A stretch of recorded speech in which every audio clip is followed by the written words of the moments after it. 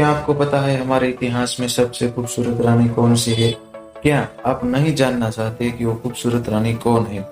तो स्वागत है आप सभी का हमारे चैनल गजब ज्ञान में, जिसमें हम बहुत सारे रोचक और अनसुलझे रहस्यों से आपसे रूबरू कराने वाले हैं। तो हमारे चैनल को अभी सब्सक्राइब करें, और यदि आपको ये वीडियो अच्छा लगे तो लाइक करना ना भूलें। तो आइए दोस्तों, शुरू करते हैं। तो बात है सिंहलद्वीप के राजा गंधर्वसेन की राजकुमारी पद्मिनी की। पद्मिनी सिंहलद्वीप के राजा गंधर्वसेन की बेटी थी, जिसे आज का श्रीलंका कहा जाता है। स्वयंवर के दौरान राजा रतन सिंह ने जीतकर उनसे शादी कर ली थी। राणा रतन सिंह बेहद ही पराक्रमी राजा थे, लेकिन वे कवि और कला के बहुत ही प्रेमी थे। और उसी का कारण था कि उनके राज दरबार में राघव चेतन नाम का एक संगीतकार था, लेकिन वो संगीत के साथ साथ काला जादू टोना भी करता था। किसी कारण से एक दिन काला जादू कर रहा था, लेकिन रंगे हाथों पकड़ा गया। राणा रतन सिंह ने उसे अपने साम्राज्य यानी मेवाड़ से निकाल दिया।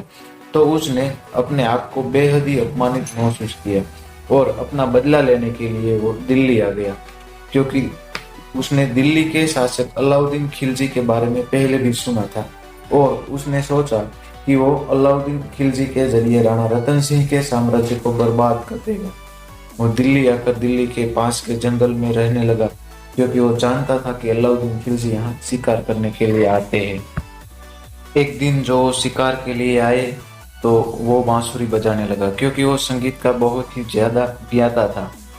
उस बांसुरी की आवाज सुन के अलाउद्दीन खिलजी ने राघव चेतन को अपने दरबार में बुलाया। दरबार में जाने के बाद राघव चेतन ने चित्तौड़ की पूरी कहानी सुनाई और रानी पद्मावती की सौंदर्य का जिक्र किया। पद्मिनी की सौंदर्य की लगातार कहानी सुनकर के अलाउद्दीन खिलजी को उसे पाने की लालायत हो गया, और आखिर उसने चित्तौड़ पर चढ़ाई करने का निर्णय ले लिया। 1303 में अलाउद्दीन खिलजी ने चित्तौड़ पर चढ़ाई की। वो लंबे समय तक चित्तौड़ के किले के घेराबंदी किए हुए रहा, लेकिन वहीं दूसरी ओर मुगलों ने दिल्ली पर आक्रमण कर दिया। ऐसे में अलाउद्दीन खिलजी के सामने दो सवाल थे कि अगर वो दिल्ली वापस नहीं आते हैं तो दिल्ली पर खतरा आ जाता है, और वहीं चित्तौड़ से बिना कोई निर्णय लिए वो वापस आते हैं तो ये भी उनके लिए एक अपमान था। इसीलिए उन्होंने राणा रतन सिंह के पास एक संदेश भिजवाया गया, जिसमें पद्मिनी को एक बहन के रूप में देखने की इच्छा जाहिर की।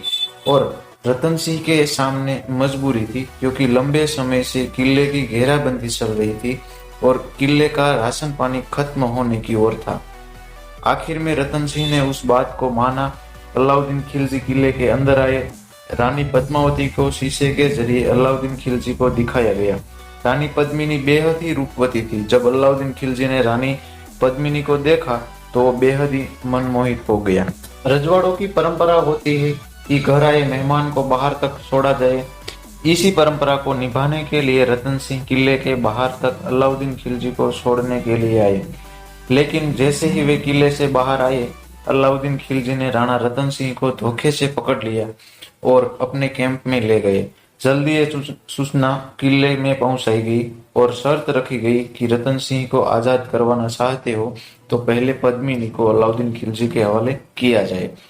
रतन सिंह के दरबार में गोरा और बादल नाम के दो सेनापति थे।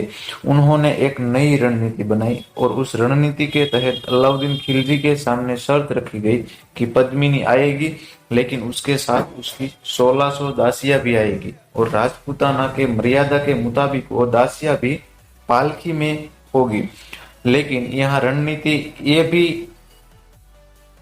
ये थी कि उन पालकियों में पद्मिनी या उनकी दासियों की बजाय गोरा बादल और चित्तौड़ के वीर सैनिक थे।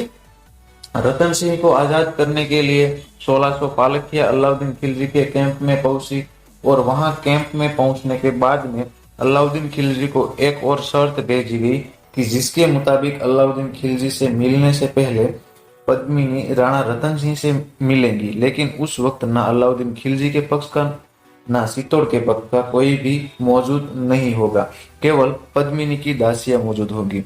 पालकियों के वहां पहुंचते ही घमासान मच गया। बादल राणा रतन सिंह को लेकर किले की ओर चले गए। इस लड़ाई में गोरा शहादत को प्राप्त हुए, लेकिन अलाउद्दीन खिलजी अपनी इस बेइज्जती से तमतमा उठा।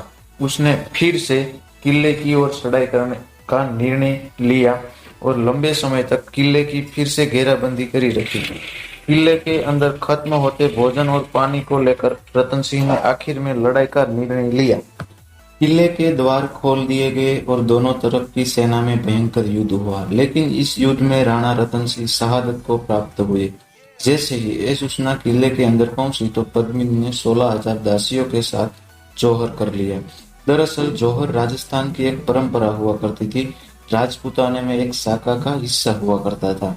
जब राजा युद्ध के मैदान में केसरिया करता था तो उसके सामने दो ही रास्ते थे, या तो जंग को जीत के वापस जाना या फिर मरना, यानी मरना और लड़ना। जैसे ही ये सूचना किले में रानियों के पास पहुंचती कि राजा ने केसरिया कर लिया है तो रानियां 16 श्रृंगार करके तैयार हो जाती थी। 16 श्रृंगार के सामने दो ही रास्ते थे कि जीत के आए राजा का स्वागत करना, और अगर राजा युद्ध में शहादत प्राप्त हो जाता है तो रानियां अपने आप को अग्नि के हवाले कर देती थी।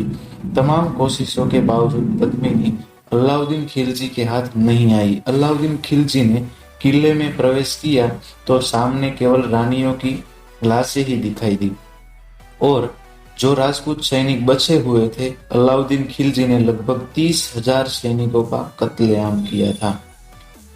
पद्मिनी पर संजय लीला भंसाली की फिल्म के बाद में बवाल मचा हुआ था, लेकिन ऐसा नहीं है कि पद्मिनी पर पहली बार कोई फिल्म बनाई गई है। इससे पहले 1961 में जसवंत झावेरी ने पद्मिनी की कहानी पर जय सित्तोड़ के नाम से फिल्म बनाई थी। उसके 2 साल बाद 1963 में तमिल फिल्म बनाई थी चित्रापुर नारायण मूर्ति ने, जिसका नाम था चित्तौड़ रानी पद्मिनी। उसके बाद 1964 में एक हिंदी फिल्म बनी जो जसवंत झवेरी ने ही बनाई थी, जिसका नाम था महारानी पद्मिनी।